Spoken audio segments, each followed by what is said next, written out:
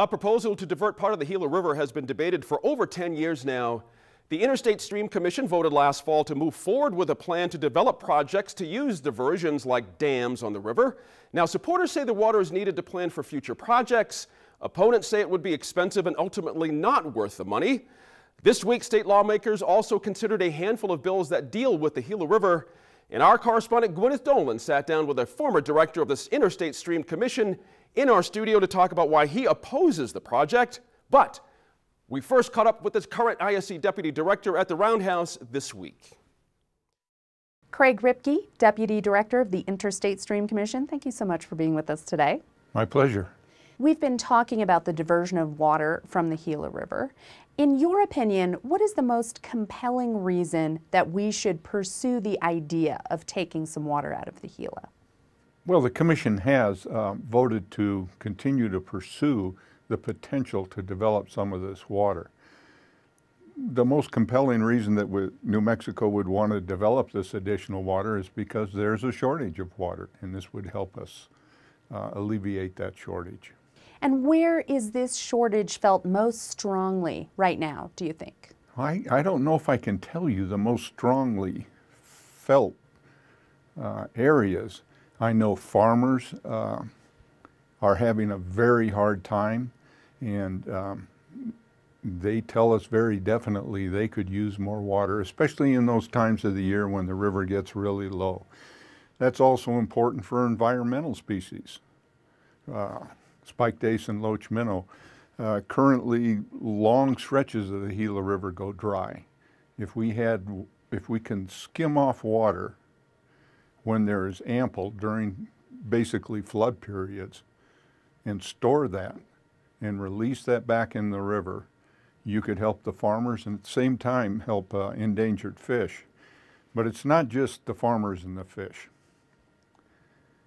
In the Mimbres Aquifer in southwest New Mexico, there is approximately a 33,000 to 36,000 acre-foot deficit every year.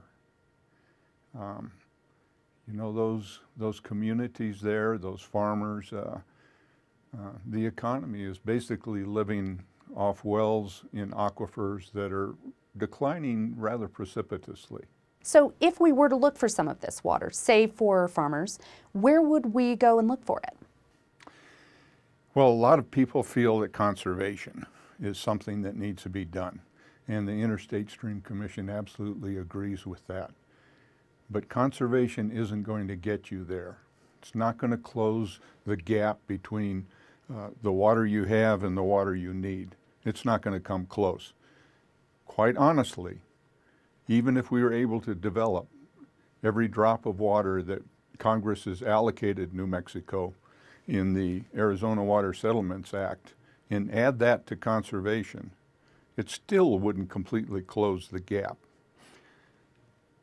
We're going to have to do conservation. We're going to have to develop new water.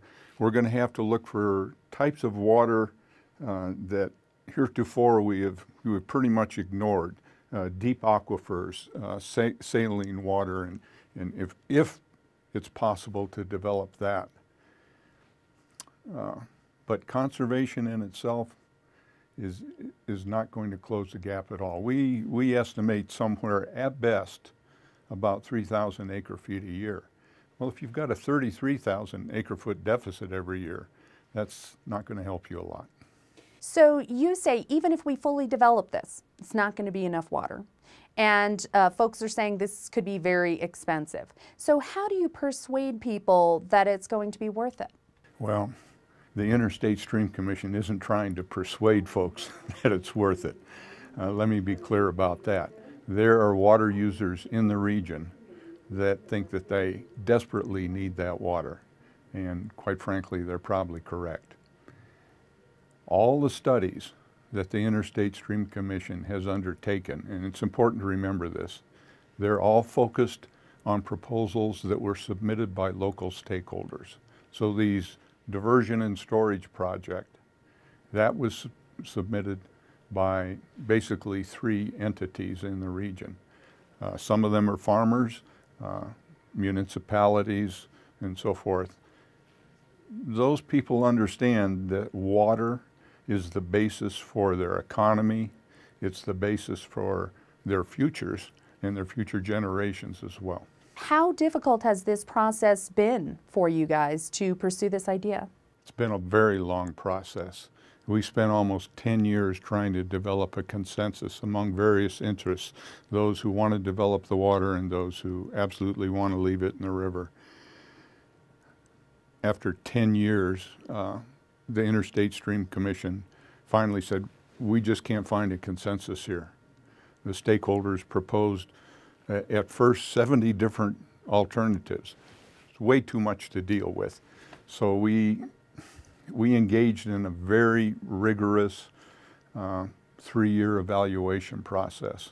That pretty much terminated here in November of last year when the commission voted to continue to pursue this potential. We may never get to that potential. It may in the end prove to be too expensive. It may prove to be not environmentally acceptable. But for New Mexico to turn its back on that chance doesn't make a whole lot of sense. What do you think the value is in keeping the Gila as wild as it is now? The value of keeping the Gila as wild as it is. Well, I like rivers. And quite frankly, I started running rivers, rafting rivers, back in about 2003. And I've only taken one vacation since that time that didn't involve rafting, and that was my honeymoon. If I could have found some wild rivers in Italy, I probably would have rafted there too. It's valuable, but you've got to understand that the Gila River is a wild river until it gets out of the Gila wilderness. Then it isn't any longer. Then it's a river that is diverted and over-allocated and goes dry from those diversions and allocations.